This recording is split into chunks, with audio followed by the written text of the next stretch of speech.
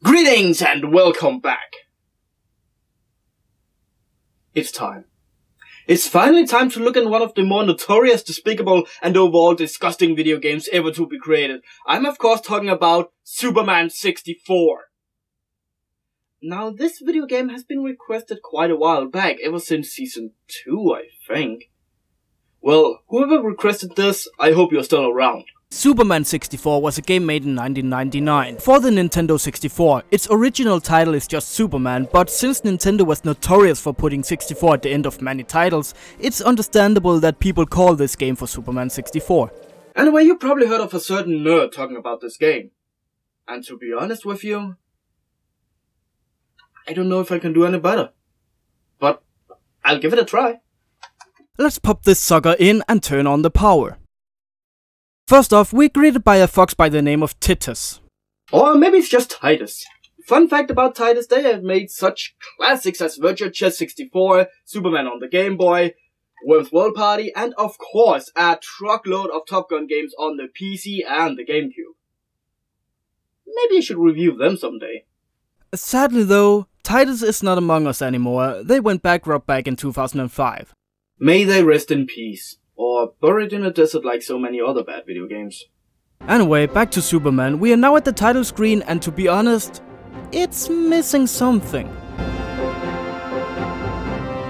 I dare say it's missing a theme song. Yeah, you know that one you start humming and eventually it turns into Star Wars and then Indiana Jones? Yeah, that one. Why can they get the license for Superman, but not the Superman theme song? I just don't get it. The backstory is rather simple. Luthor has kidnapped Superman's friends and put them inside the virtual world, teasing Superman that he won't be able to find them inside the VR.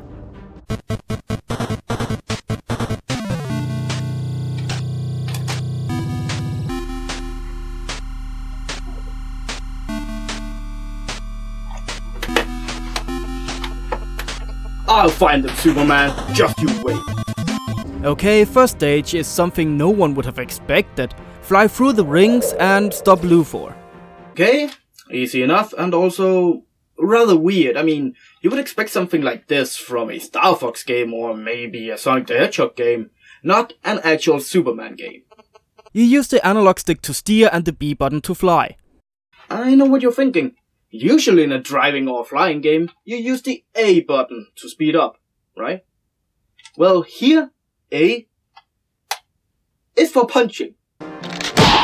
Done with the rings, no big deal actually. I mean, for first stage, it's easy enough. And the rings are probably there to help you find your way in this barren VR world.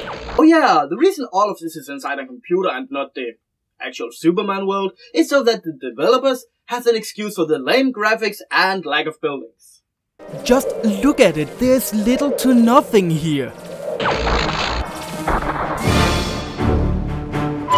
Wait, what am I supposed to do? Oh shit, I better work fast. Pick up the cars before they hit the innocent. It's really unforgiving here. You have 10 seconds to react. That's not a long time and the text is only shown for like 2 seconds. That is even less. And if you fail, you go back to the rings, and this is worth remembering, because a lot of the games is like this: rings, then a short mission, rings, then a short mission. So after the next set of rings, you pick up the police car to get it to safety. Again, no big deal. Next part is relentless. Guess what it is? More rings. Yeah. Although this is the easy part of the game. The controls, however, take some time getting used to, but they're not what you would call incredibly insane or anything. Sure, there's bugs like invisible walls and times where Superman just take a dive. Also, press the C button to ascend and descend according to which way you tilt the analog stick. More rings, and after them, we get to beat up some baddies. And here, we get a small taste at how bad the fighting mechanic is. After more rings, we get to the most obnoxious part yet. Sure, the rings are boring and mundane, but at least it's easy. This part is not. 2 tornadoes threatens an unsuspecting citizen and you have to blow them away. Press C up to use freeze breath on the tornadoes. What the hell? Nothing! Why won't it work? Okay, get this. The reason why the freeze breath doesn't work is because I don't have the proper power up to do so. Yeah, remember, this is VR, not actual life. You gotta have the power ups. Yeah. As stupid as it is, it doesn't make more sense in saying, oh, Superman's in VR, that's why. No, this is Lex Luthor's virtual world. Why would he take away Superman's powers only to give them back to him in power-up version? It kind of destroys the purpose of the whole death trap thing. Oh, Superman, you are trapped in that pit and you cannot fly. But there's a ladder over there. Let's just say it's in power-up. Doesn't make any sense. And just guess, after we blew the tornadoes, just guess. More rings. Of course! This time though, it's longer and a bit more unforgiving in the rest. Oh yeah, forgot to mention, miss 2 rings and you start over. After the second ring, the next ring you enter, we get the annoying Lex Luthor wins. And the manic laughter. Luthor destroys the god! Yeah. After the rings, now you're done with the first stage. You heard me, the first stage of the game. Now you can save the game and rethink your life decisions.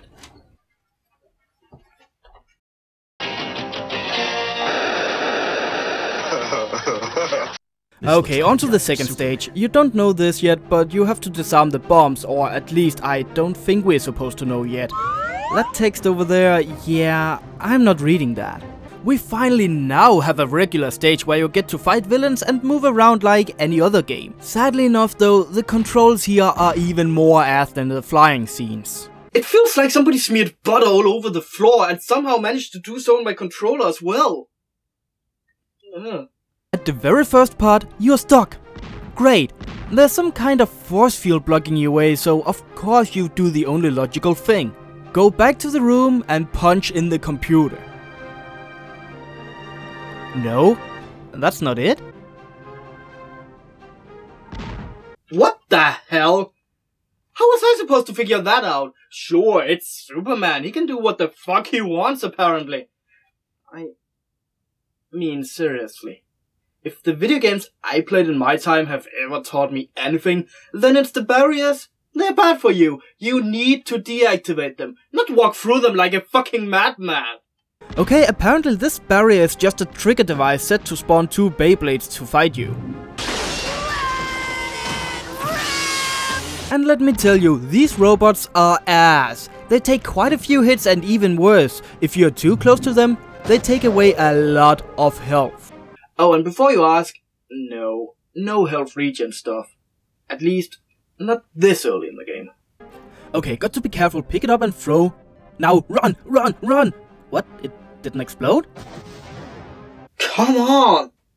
That's just mean. Okay, another force field. This time you can't walk through it.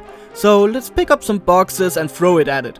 Oh, don't you talk about my boxes! I like boxes! No? I figured that wouldn't work. Oh, behind the boxes is a canal code. Whatever that is. Use the computer to open it? I thought they were all busted up. Okay, we got a freeway pass. Now let's try the first door. Nope, not that one. Obviously, the door you see first is not the right one. Oh yeah, you can press the L button in order to get some useful info. What? The same text? Now why would I need that? Sure, it's an helpful feature if you're really stuck. But no one has ever made it this far, and no one has any use of this. The only reason I made it this far is because I'm a big fucking idiot who doesn't know when to quit. No, seriously, that's not an option in the manual. By the way, the manual tells of a multiplayer option. Multiplayer? I don't remember that from the startup screen. Anyway, get this, the keycard you just got, it doesn't go in any of the doors. Remember the computer I tried to mercilessly beat up? Yeah, you use it there. Great, backtrack as if this game wasn't bad enough. Jeez, exploding boxes, what the hell, man? Seriously, this video game is literally hell after the first stage. Okay, back to the door. Holy shit, someone I can beat up! Yeah, fight, fight! Oh, my bad. I presumed it would be an enemy, not somebody I had to talk to. Okay, I need dam workers in order to disarm a bomb, but if I don't lower the water, they'll drown. Of all the things they could have copied from the Zelda franchise, they had to go and fucking copy the water level? Great, she's Houdini now. Houdini! The next room is one giant turbine, I guess, with lots of robots to take away your health. Great, I'm almost dead. If there's no health soon, I'll die.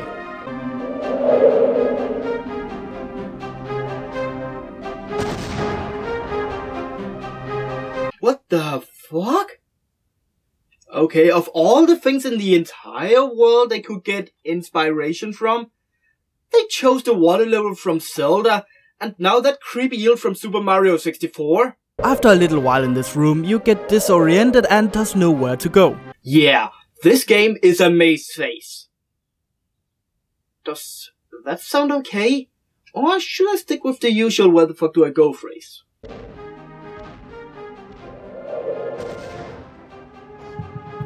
And I'm dead. Great! Back to square one. Yes, you die, you go all the way back to the beginning of the stage. This wouldn't actually be too bad had the stages not been so damn unforgiving.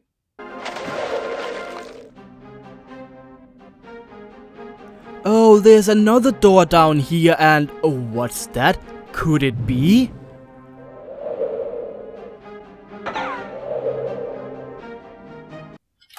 It is more health, and it was hidden under the water. It's like this game actually wants you to cheat in order to win. Guess what though? The underwater? Yeah, you're not supposed to go there yet. It's a random door in the room. Well, there's this long corridor. Here's a value you can use by pressing A, if I haven't mentioned yet.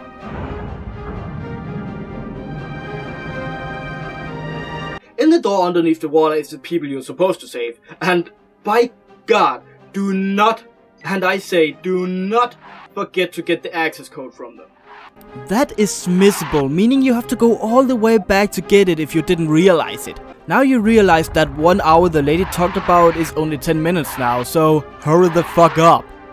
I got to say, timers are the worst. They stress you out, and if the game is really bad like this one, you only get a few seconds to spare, no matter how good you are. Imagine that, bragging about being good at Superman 64. Arkham has a few spare beds, man. After you find the right door out of the maze, yeah, this place all look alike. How am I supposed to know which door I came from? You're greeted by this motherfucker tank. And after that, the lady, I think it's Luthor's bodyguard, not sure, I never watched the animated series.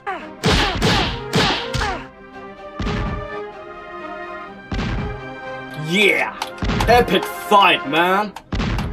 You know it's good when the computer is as bad as you and doesn't know the controls either. Oh yeah, by the way, guess where the access code is used? The very first computer in the very first room. Okay, now to throw you. What the fuck? Stupid as fuck, man!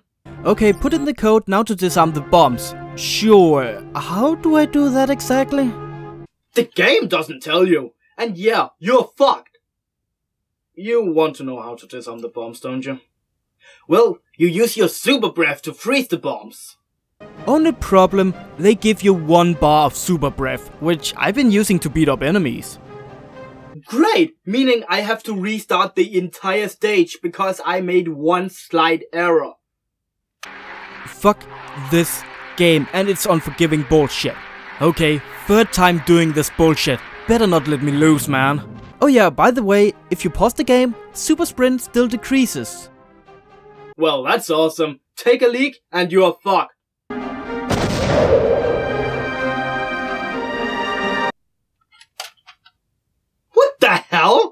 through the floor? Apparently, I found a glitch that lets Superman peekaboo through the floor. Just look at that head. If I wasn't so fucking pissed, this would be hilarious. And no, you can't get back up. I tried. So, that's the end of Superman. And sadly, also the end of this episode. I'm sorry, I'll continue in the next one. I'm the Angrynator, determining bad video games for your entertainment.